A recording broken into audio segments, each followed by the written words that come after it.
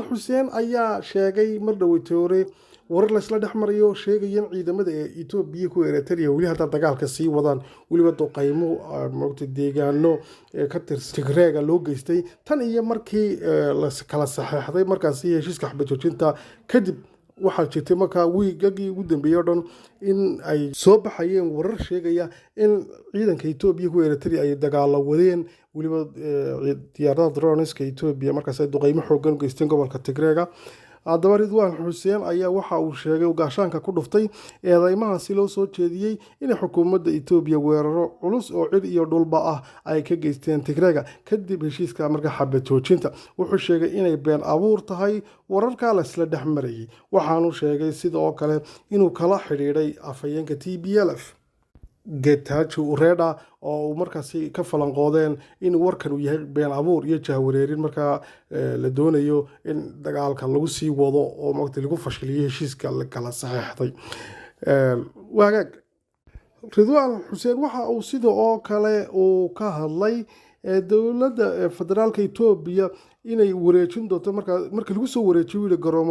garoomaha diyaaradaha iyo xarumaha waaweyn iyo wadooyinka sidoo kalena hubka laga dhigo TPLF ayaanu bilaabi doonaa buu yiri in la fasaxo waa hagaag dhinaca kale Eritrea ayaynu tegaynaa oo si kulul uga hadashay heshiiska dowladda Itoobiya iyo markaasi TPLF wasiirka warfaafinta Eritrea Yamane Gebremichael oo ka hadlay markaasi siday Eritrea u aragto heshiiskaasi ay wada galeen xukuumadda Itoobiya iyo jabhadda TPLF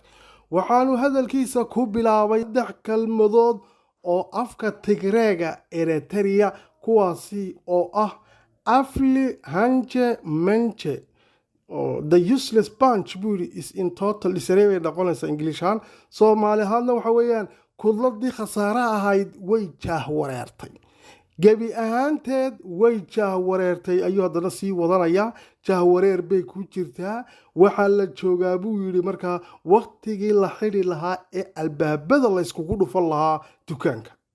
waxay doonayaan buu yiri inay Eritrea calageliyaan geeska Afrika waxa uu qadariyaa buu yiri oo ku naalooda nabad waarta oo aan laga noqon waxaana sidoo kale gundhigu ah buu yiri heshiiskii taariikhiga ahaa ee Eritrea iyo Itoobiya ee 2018 hadalka haddaba Yamane Gebremichael wasiirka warfaafinta Eritrea ayaa u muuqda markaa hadal diblomaasi oo culus iyo waliba hanjabaad iskugu jirta taasi oo markaa uu dhinacyo kala duwan u kula hadlayo waxa jirta qaybo waa hanjabaad oo moogtay waqtigii albaabada la iskugu dhufan lahaa kudlada khasaartay moogtay jahwareertay baa la joogaa markuu leeyahay qolyo ayuu la hadlayaa oo uu sheegayo markaa in tallaabo adag la qaaday arrinka muxuu yahay ayuu la hadlayaa dadka falanqeeya arrimaha moogtahay siyaasaddu waxa ay markaasi ka bixiyeen aragtiyo kala duwan waxa jirta markaa warar la isla dhex marayay oo markaasi markii ay heshiiska kala saxdeen xukuumadda Itoobiya jabhadda TPLF dhammaan warbaahinta Tigreega iyo warbaahinta wadamada reer galbeedka qaarkood ayaa waxa ay sheegayeen markaa in Itoobiya markaasi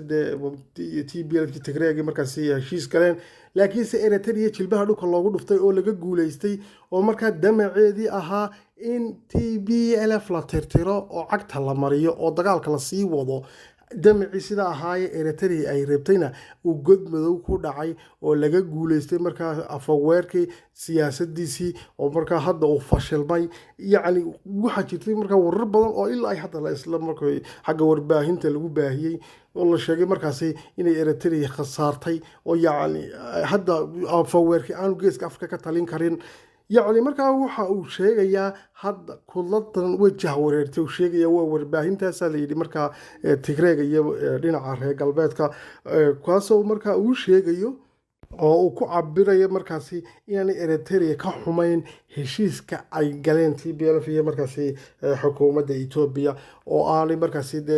isbahaysigii ay lahaayeen afaweerkii oo xukuumadda Eritrea iyo Itoobiya Abiy Ahmed afaweerka ay lahaayeen in heshiiskaasi iyo gaashaan buurtoodii aanu baabi'in oo markaa udub dhaxaad waxa uu aabu ku leeyahay heshiiskii 2018 waqtigii daabiye heshiiyeen moogtahay afaweerkii sidiisii baan u jiraysaa buu leeyahay wax aayar ku baaba'aya maaha heshiiska hadda dhacayna dhanay khasaaro naguma aha buu leeyahay abi haddii uu leeyahay TPLF waa Eritrea leeshiisu bay ka dhigan tahay waana guul Eritrea u soo hoyatay waayo waxa uu ku faraxsan yahay waxa weeyaan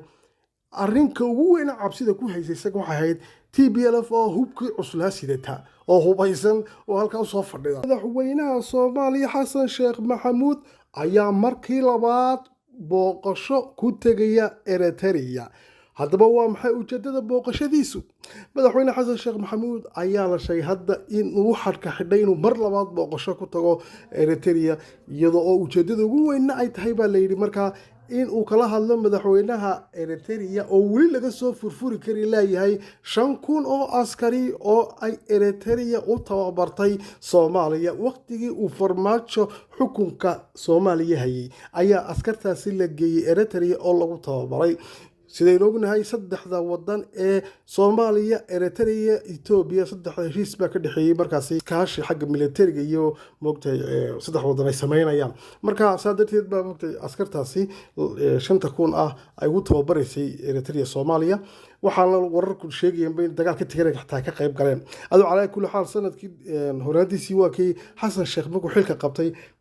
أو سكستها حسن شيخ محمد مركي وحلك لوريجي وكيتجي مركزي ريتريا الله كل بيع فواركي عسكرتي أو أنا حب ذكر يوم بالله تصي وشنتي يكون وسيدو دي ومركزي بحليلي توبر خطر هيستا لكن سنبدأ باشرتها ilaa iyo hadda afaweerkii ma ogola askartaasi in la sii daayo oo markaasi uu fasaxo Soomaaliya oo Xasan Sheekh Maxamuud askartaasi siiyo waxa ay wararka qaar sheegayaan inuu biil la soo baxay markaas uu leeyahay iska bixi lacagtan bilaash laguma tababarin 50 milyan oo dollar ayaa la sheegayaa markaa inuu deyn ah u haysto oo leeyahay service-kii lagu tababaray lacagteedii weeyaan marka biilkaas soo bixisaan mooyaane askarta ma qaadanaysid kadib waa kii moogtahay soo noqday Xasan Sheekh Maxamuud Mareykanka ku tagay wadamada kale reer galbeed ku tagay gacantu soo mariyay xitaa waa ku dhawaaqay yiri marka waxa lagu khasbaysaa markaasi askarta laga haysto yani qaab lacag baan looga haystaa oo kala ah waa diblomaasiyad moogtahay ma oran karo Eritrea askartayadii lacag bay u haysataa ma oranayo moogtahay diblomaasiyadda ayaan sheegaynin xeerkeeda moogtahay waxyaabaha qaarkood baa la asturayaa marka waxa weeyaan shuruudaha laga xiran askarta inaan soo qaadano waxa loo baahan yahay